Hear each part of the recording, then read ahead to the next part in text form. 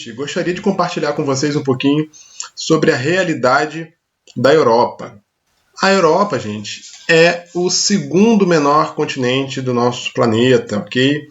Ela corresponde aí a cerca de 2%, apenas 2% do nosso planeta está em território europeu.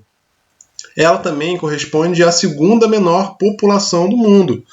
Porém, esse continente é o continente mais rico dos nossos 6 ou 5 continentes aí.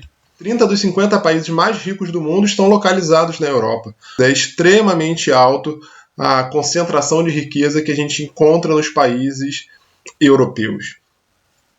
Isso torna a Europa um continente também estratégico, ok? Missões não é algo barato, missões é algo que exige empenho, exige esforço, tá, pessoal, físico, exige oração e exige também recursos.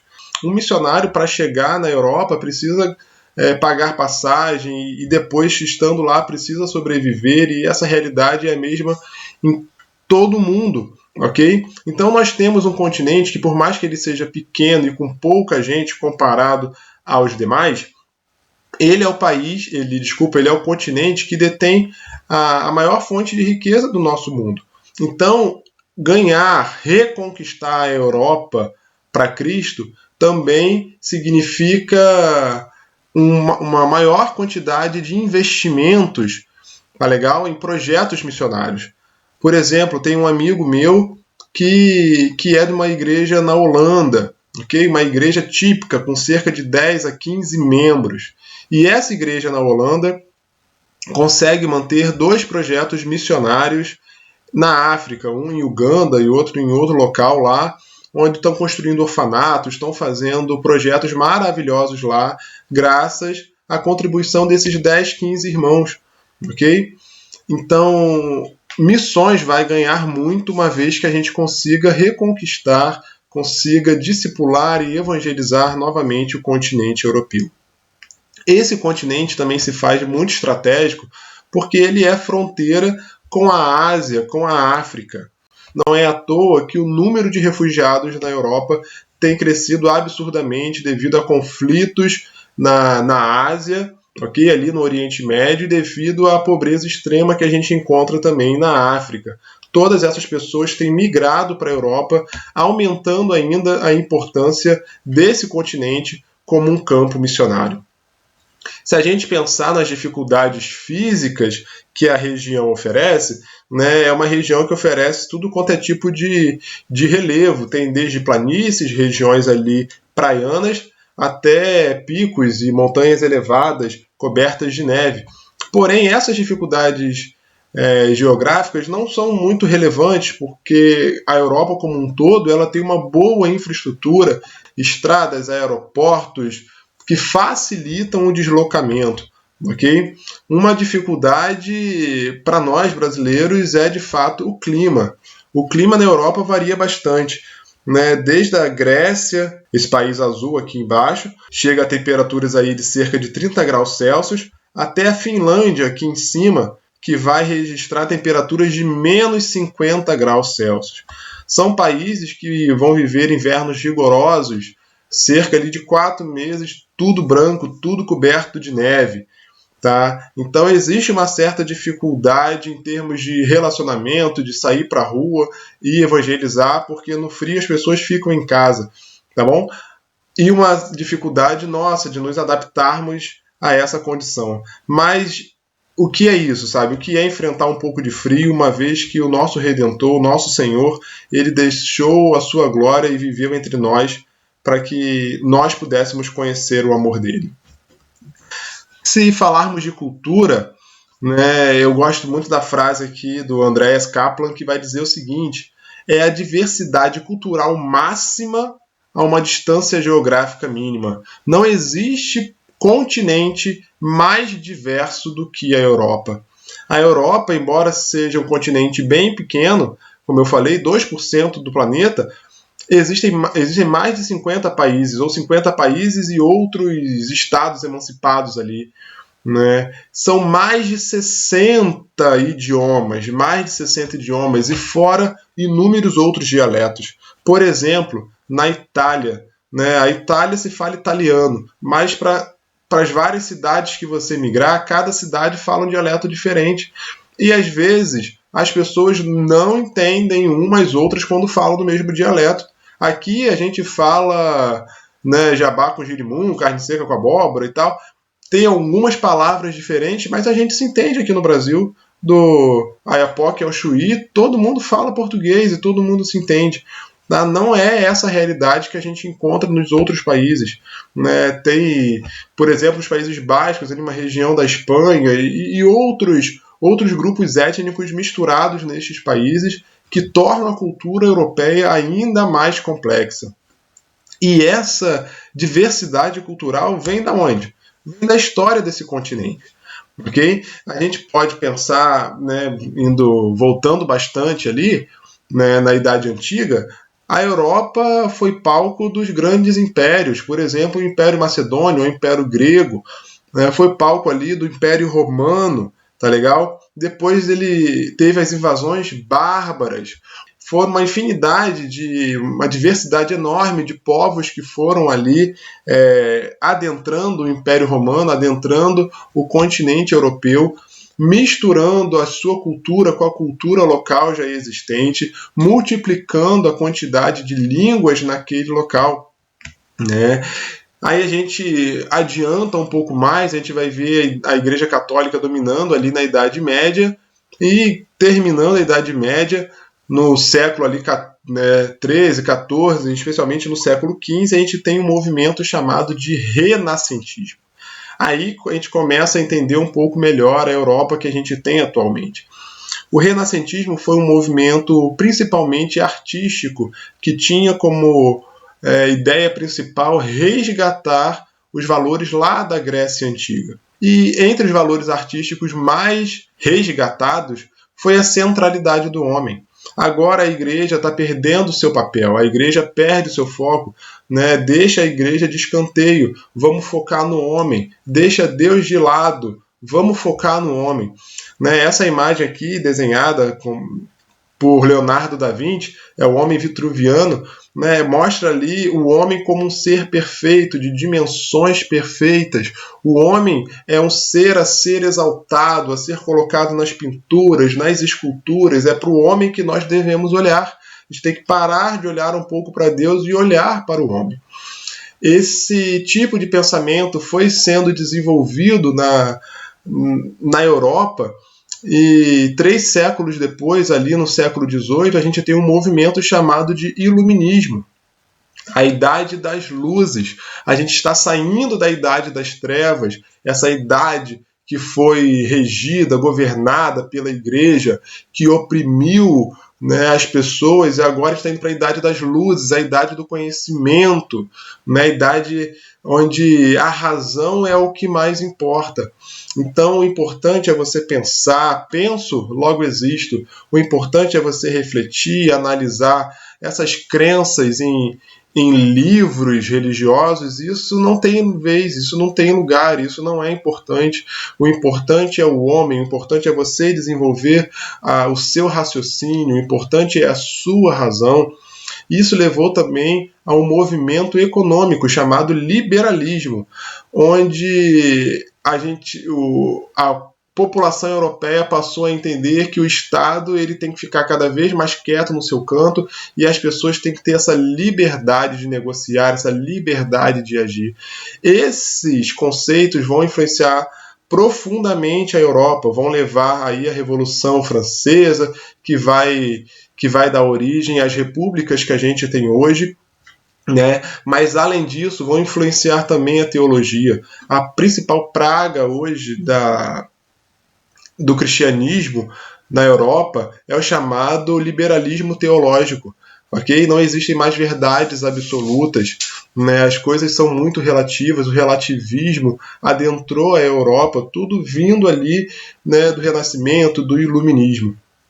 Na Europa também, a Europa foi palco da Reforma Protestante. Lutero, Calvino, John Knox e vários outros nomes atuaram ali, né? Levantaram a bandeira de Deus e defenderam as Sagradas Escrituras como única regra de fé e prática. Isso tirou a Europa né, da tutela ali da Igreja Católica, que abusava do poder que tinha, da influência que tinha, né, para dominar aquela região. Isso trouxe um aumento da liberdade, isso trouxe uma redução das desigualdades, o pobre começou a ser levado mais em consideração, né, diversos avanços foram tidos graças à Reforma Protestante, surgiram as universidades, os orfanatos, os hospitais. A Europa, então, passou por um momento de florescimento, de crescimento social. Muitas coisas boas aconteceram nesse momento. Outra característica, né, importante ali da história europeia foi o desenvolvimento do mercantilismo, ok? A importância do mercado, do acúmulo de riquezas, do vil metal, né? Tudo isso também foi distanciando a Europa da dependência, vamos dizer assim, de Deus e passando a confiar em si mesma. O importante é acumular riqueza. A riqueza vai trazer prosperidade em outras áreas. A riqueza me traz segurança. Né? E isso tudo foi formando a identidade europeia, transformando a Europa hoje no continente mais rico. E aí a Europa chega no início do século XX, lá em 1900, rica, próspera, desenvolvida, quando começam, né, as grandes guerras. Vem a Primeira Guerra Mundial, vem a Segunda Guerra Mundial e o europeu se pergunta: onde está Deus? E a palavra diz, por se multiplicar a iniquidade, né, e a gente lembra do nazismo, a gente vê a iniquidade multiplicada ali, né, o amor de muitos esfriaria. E aí o coração europeu se esfriou, o coração europeu se endureceu e falou: Deus não existe. Porque se Deus existisse, essas coisas não aconteceriam, essas barbaridades não aconteceriam. Seguida das duas grandes guerras, vem a Guerra Fria, onde o socialismo coloca um regime pesado ali na Rússia, União Soviética como um todo, e é feita uma cortina de ferro separando a Europa em duas partes. A Europa capitalista de um lado e socialista do outro.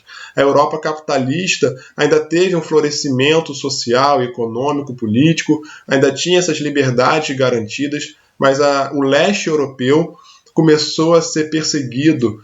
A Bíblia era o livro mais caçado. Se fosse encontrada uma página da Bíblia na casa de alguma pessoa, ela era condenada a 5, 10, 15 anos de Sibéria, ok? Na prisão lá na parte mais fria da Rússia.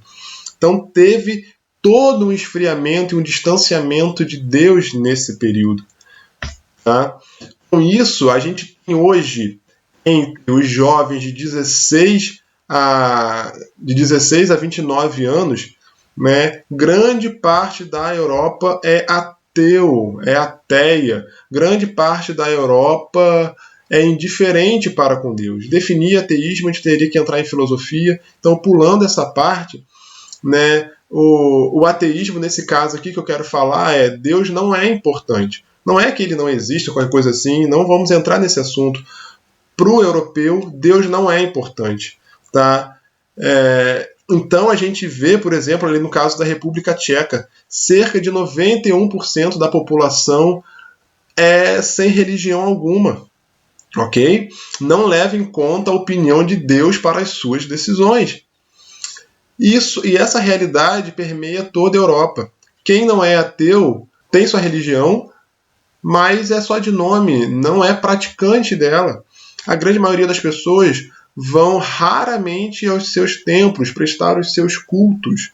Tá? A própria Itália, por exemplo, país onde está localizado o Vaticano, e a grande maioria da população é católica, mas é católica nominal. Não leva Deus em consideração, não frequenta missas, não vai a atividades religiosas, não tem conhecimento bíblico. Essa é a realidade da Europa hoje. O cristianismo, em alguns países, chega a 0, alguma coisa. O berço do protestantismo conta hoje com 1%, 2% de protestantes. O número é muito pequeno. E a realidade das igrejas europeias hoje, é como eu falei antes, é a realidade de 10, 15, igrejas grandes têm 20 membros. É muito pequeno, né? A dificuldade do cristianismo nesse continente é bem real, é bem difícil de se fazer um projeto missionário ali. Essas igrejas às vezes contam com um batismo a cada ano, quando muito. O tempo de levar alguém à conversão, às vezes é de 5, 7, 10 anos para levar alguém a entregar a sua vida a Jesus. Paralelo a isso, nós temos o islamismo vindo, né, pela África e pela Ásia, com os refugiados ou mesmo com imigrantes legais, né, vindo ali e estão dominando a Europa. A França hoje, para os estudiosos, dizem que já está perdida para o islamismo. A França já está dominada pela religião islâmica, ok? Que já penetrou a sociedade como um todo. Tá legal? E as nossas crianças, e as crianças europeias no meio disso tudo? Nós temos duas realidades, como eu falei. Nós temos a realidade da União Europeia, desses países ricos, né? E temos a realidade do leste europeu, desses países que eram socialistas. A realidade da União Europeia, as crianças são vistas como responsabilidade do governo. O governo tem que educar, o governo tem que dar saúde, o governo tem que cuidar dessas crianças, ok? E quando cuida, ensina o humanismo, né? Deus não existe fora Deus, né? Deus não entra em momento nenhum. E essa realidade, infelizmente, é pregada até mesmo pelos próprios pais, e pais muitas das vezes crentes, pais que frequentam os cultos, pais que vão às igrejas. Eles não abordam o evangelho com seus próprios filhos. As crianças passam toda a sua infância, adolescência e início de juventude sem saber o que é Deus. Não ouvem falar sobre esse assunto. A religião é assunto de brigas, ou foi assunto de brigas no passado, então é melhor a criança não se preocupar com essas coisas. Quando ela for mais velha, quando ela tiver maturidade, ela que pense, ela que reflita e escolha a sua religião se ela quiser, né? Então, as crianças não têm muito contato e são blindadas, né, tanto pelo governo quanto pela família, tá bom? Já no leste europeu, a realidade é um pouco diferente. O leste europeu é a África da Europa. São os países que são pobres, existe ali uma desigualdade enorme. Tem os mais ricos e tem os mais pobres, classe média é quase que inexistente. Nesses países, por exemplo, é mais fácil fazer o trabalho com crianças, não tem essa proibição imposta pelo governo. Se você tentar fazer algum projeto social na União Europeia, o governo proíbe, é proibido igrejas se envolverem com educação, é proibido desenvolver um projeto educacional com as crianças, um reforço escolar, alguma coisa do tipo. Mas essa realidade é possível no leste europeu. Os missionários vão dizer que a maioria das igrejas no leste europeu começa com crianças e mulheres. Essas crianças muitas das vezes são abandonadas, entre aspas, aí, pelos seus pais que precisam trabalhar, que precisam de recursos, que precisam de dinheiro, e o pai deixa seu filho lá do seu país, do leste europeu, e vai para a União Europeia em busca de emprego. Lá na União Europeia ele fica 1, 2, 3, 4 anos trabalhando seguidos, só enviando dinheiro para casa. Os filhos crescem sem contato com seus pais. A mãe em casa, que tem que cuidar do filho, ela também tem que trabalhar. Então ela às vezes deixa o filho com vó, com tia, com alguém, para poder ir trabalhar e ganhar o seu sustento e poder, não estou dizendo de luxo, não, estou dizendo poder alimentar os seus filhos. Okay? As taxas de aborto são elevadíssimas no leste europeu. Por outro lado, a quantidade de filhos também é grande. Já na União Europeia, os casais, as famílias não têm mais filhos. As famílias, quando muito, têm um filho sequer. Você vai nas igrejas, não tem criança nas igrejas, não tem ministério infantil, não tem investimento em recursos digitais. Para quê? Não tem público para assistir isso. Mas no leste europeu existe, e a igreja tem florescido um pouco ali com as crianças. Essa é a realidade desse continente. Continente que levou o evangelho para o mundo no passado, mas que hoje necessita muito que os missionários retornem para lá para poder falar do amor de Jesus. Olá pessoal, aqui é o irmão Edson, Seminário Betel brasileiro, e eu vou estar falando sobre a Inglaterra. A Inglaterra é o maior dos 4 países que compõem o conhecido Reino Unido, onde tem a Escócia, a Irlanda do Norte, País de Gales e a Inglaterra, que é o maior de todos esses países que eu acabei de falar. A Inglaterra ela tem uma divisão muito grande com relação à religião lá. Lá tem ateísmo, cerca de 1,4% da população é ateu, não acredita em Deus e nem em deuses. Possuem outras religiões 5%. Sem filiação, acreditam em Deus, mas não são filiados a igrejas e não frequentam templos, cerca de 16,2%. Cristãos anglicanos, 42,5%. Cristãos católicos, 81,6%, segundo o último censo apurado. A questão do clima na Inglaterra é um clima temperado em abundância e gira em torno de menos 5 graus no inverno a 30 graus, respectivamente, durante o ano, mais ou menos na época mais quente. A cultura e costumes da Inglaterra, é interessante que o cidadão inglês, ele bebe muito chá, ele gosta muito de civilidade, ou seja, ele obedece filas. Por qualquer coisa eles costumam pedir desculpas, coisa que muitas vezes a gente aqui no Brasil negligencia. Do que é a legislação inglesa em relação à mídia e política de consumo lá na Inglaterra. Segundo o site Crianças e Consumo na Inglaterra, é proibido o uso de mascotes em publicidade de alimentos e proibido o uso de efeitos especiais para insinuar que o produto faça parte de alguma coisa que vai fazer muito bem para as crianças. Um histórico breve que a gente tem de violência, são vários relatos de crianças que sofrem violência no lar, como brigas entre pais. Isso causa estresse nas crianças, inquietação das crianças e muitos são submetidos a situações de abuso sexual, trabalho forçado, matéria de relatos mesmo das próprias crianças dentro da civilização da Inglaterra. As escolas, é um grande desafio o ensino nas escolas lá, porque como lá tem vários tipos de religiões, as escolas lá ainda já começam com cunho religioso, ou seja, se a criança é filha de muçulmano, será instruída no caminho muçulmano desde a escola. Se é católica, assim também, se protestante da mesma forma, se for budista da mesma forma. Ou seja, a Inglaterra ela diversificou a política de escolas e de ensino naquele local. Então, se uma pessoa sai do Brasil e vai para a Inglaterra, ela tem que tomar muito cuidado em qual escola vai colocar o filho, porque ele poderá estar sendo instruído em princípios que não são os princípios cristãos que a gente conhece. Existem um projeto da Preciosa Semente, é um site que tem livre acesso no YouTube, no canal Preciosa Semente, e eles possuem crianças e missionários que trabalham em ONGs lá dentro da Inglaterra, em alguns condados, principalmente o condado de Baltimore. E lá eles têm uma igreja, um local onde eles se reúnem e fazem culto. E o culto é interessante que são usadas crianças também brasileiras, para que o evangelho alcance as crianças brasileiras naquela região.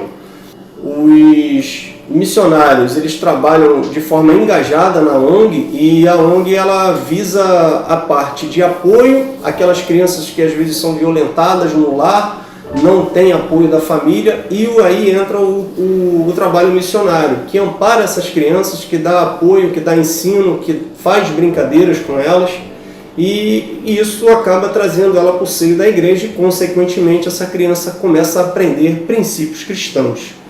Um outro dado importante é que de tempos em tempos há a apresentação de palestrantes lá, que os missionários convidam palestrantes para falar de segurança, falar de medicina, falar de comportamento, falar de princípios e principalmente falar de Jesus Cristo. Os missionários eles são desafiados. O casal que eu tive contato com eles é o casal Sandra Kelly e Darren Whitefield. Residem no leste da Inglaterra desde 2014 e lá eles estão trabalhando mais ou menos dessa forma que eu relatei para os irmãos. O trabalho é desafiador, as condições não são das melhores, o país na Inglaterra, as crianças elas são realmente negligenciadas na questão do evangelismo, principalmente da janela 4-14, são as crianças de 4 a 14 anos, esse momento mais vulnerável que elas estão, E esses missionários, a Sandra Kelly e o Darren Whitefield, eles têm trabalhado lá desde 2014 e relataram esses trabalhos missionários. E lá a gente tem desde a escola, do apoio deles com relação à visita nos lares das crianças, dos convites, até propriamente dita a questão de levar o Evangelho para essas crianças e essas crianças aceitarem a Cristo. Espero que os irmãos tenham gostado, eu agradeço a oportunidade e aqui fica o meu "Até aqui nos ajudou o Senhor". Aquele abraço. Olá, saúdo os irmãos com a paz do Senhor. O país da Europa escolhido por mim para a realização desta apresentação foi a Áustria. A Áustria é um país de língua alemã localizado na Europa Central, com aldeias nas montanhas, arquitetura barroca, história imperial e um relevo alpino acidentado. Sua capital, Viena, é cortada pelo rio Danúbio e entre seus habitantes famosos do passado estão Mozart e Freud. Cenário religioso. A Áustria foi fortemente afetada pela Reforma Protestante, ao ponto da maioria da população ter se convertido ao protestantismo. Na Contra-Reforma, entretanto, fez com que o protestantismo fosse quase dizimado, restaurando o catolicismo como a religião dominante mais uma vez. Atualmente, o cenário religioso da Áustria é composto predominantemente pelo cristianismo católico. Segundo o último censo oficial de 2001, 73,6% da população do país era adepto desta denominação.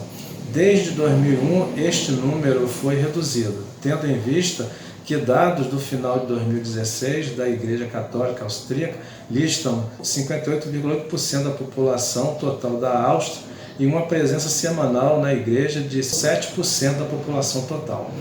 O número de luteranos diminuiu de 4,7% em 2001 para 3,4% em 2016. Enquanto isso, o número de muçulmanos está aumentando com 4,2%. Há também comunidades menores de hinduístas, sikhs, budistas e judeus no país. A Áustria tem uma pontuação acima da média nos requisitos renda e riqueza, emprego e rendimentos, moradia, condições de saúde, bem-estar subjetivo, segurança pessoal, conexões sociais, qualidade do meio ambiente e educação e qualificações. A escolaridade obrigatória tem início aos 6 anos de idade. No entanto, antes de garantir a sua admissão no primeiro ano, após uma rápida entrevista, o diretor irá determinar se a criança está preparada ou não para frequentar a escola. Educação primária. Na Áustria, a escolaridade obrigatória tem início a partir dos 6 anos, com a entrada na escola primária, que termina aos 10 anos. Esta é, portanto, a primeira fase da escolaridade obrigatória, seguida depois pelo ensino secundário. Acesso à tecnologia.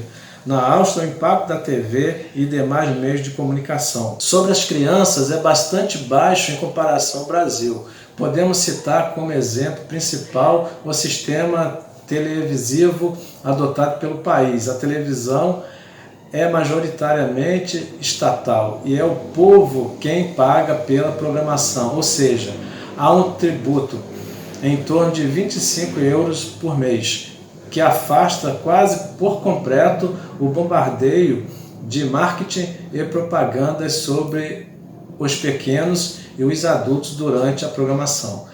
O recado que a administração do país quer transmitir é: a televisão e demais meios de comunicação devem ser usados com muita moderação junto às crianças e até mesmo em relação aos adultos. Exposição excessiva jamais. Atuação da Igreja Protestante e a evangelização de crianças na Áustria. A Áustria é considerada um país democrático e livre em relação às questões religiosas, e sendo assim, a atuação da Igreja Protestante é perfeitamente possível. Existem 2 igrejas evangélicas diferentes na Áustria. A Igreja Luterana tem aproximadamente 356.500 membros. A Igreja Luterana Reformada tem aproximadamente 19.500 membros. Conclusão: a partir desta pesquisa foi possível conhecermos um pouco mais sobre a Áustria no que diz respeito ao cenário religioso atual do país, e principalmente no que se refere às crianças e à atuação da Igreja Protestante neste país da Europa. Que Deus abençoe a todos nós e que possamos todos ter aprendido um pouco mais ao longo deste estudo.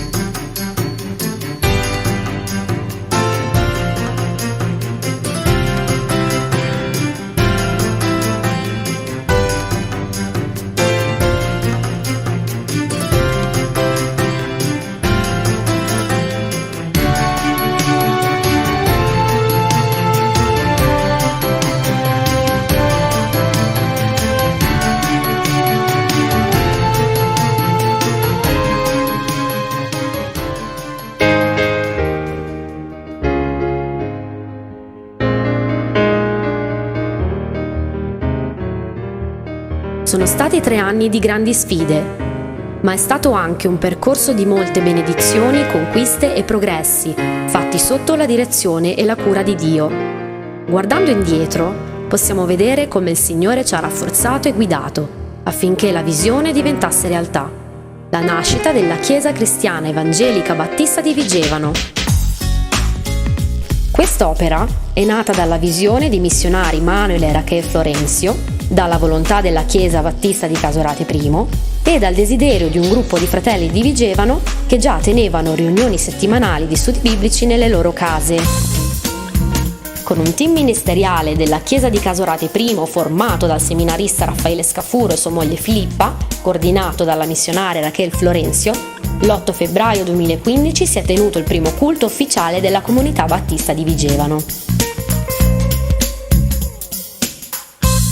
Per aiutare l'espansione di quest'opera, in vista della formazione della nuova chiesa, nel novembre 2015 sono arrivati il pastore Luis Claudio Marteletto, sua moglie Denise e il figlio Giovanni, missionari della Convenzione Battista Brasiliana. Sin dall'inizio, i culti domenicali si sono svolti nel pomeriggio in una sala comunale nella zona centrale della città. Le celebrazioni contano sulla partecipazione di un gruppo lode, formato da alcuni giovani della Chiesa e saltuariamente con l'aiuto di altri fratelli. Dalla sua nascita, la nuova comunità pone la preghiera e la parola di Dio come i suoi principi più importanti, e sui quali vive la comunione, pratica l'evangelizzazione, sviluppa il servizio cristiano ed esprime la sua adorazione a Dio.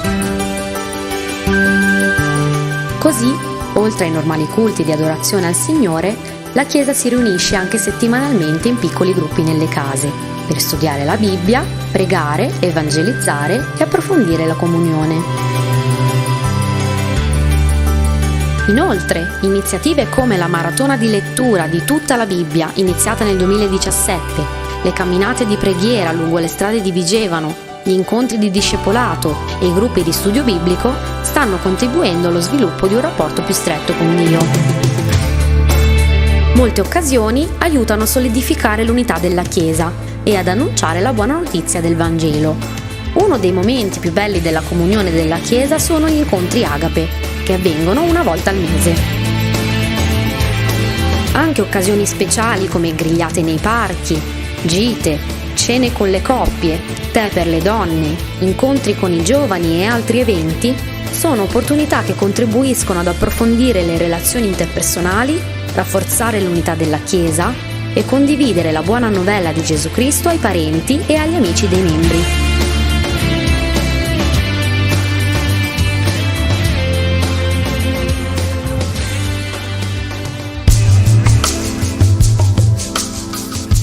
La Chiesa guarda anche fuori. In questi 3 anni, con l'appoggio della Chiesa di Casorate I e di missionari stranieri, alcuni eventi hanno aiutato ad annunciare il Vangelo ai vigevanesi e a far conoscere la comunità battista nella città. Anche attraverso i culti missionari, la Chiesa diventa consapevole dell'urgenza dell'evangelizzazione mondiale.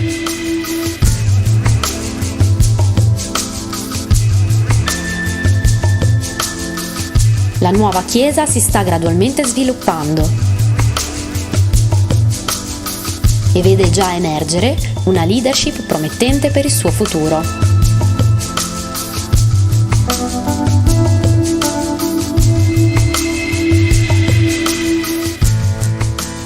Quindi, il 10 febbraio 2018 è stata costituita la Chiesa Cristiana Evangelica Battista di Vigevano.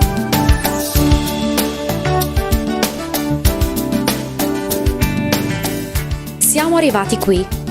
Siamo grati a coloro che ci hanno incoraggiato ad andare avanti e ringraziamo tutti i fratelli, le sorelle e le chiese che hanno contribuito in questo percorso.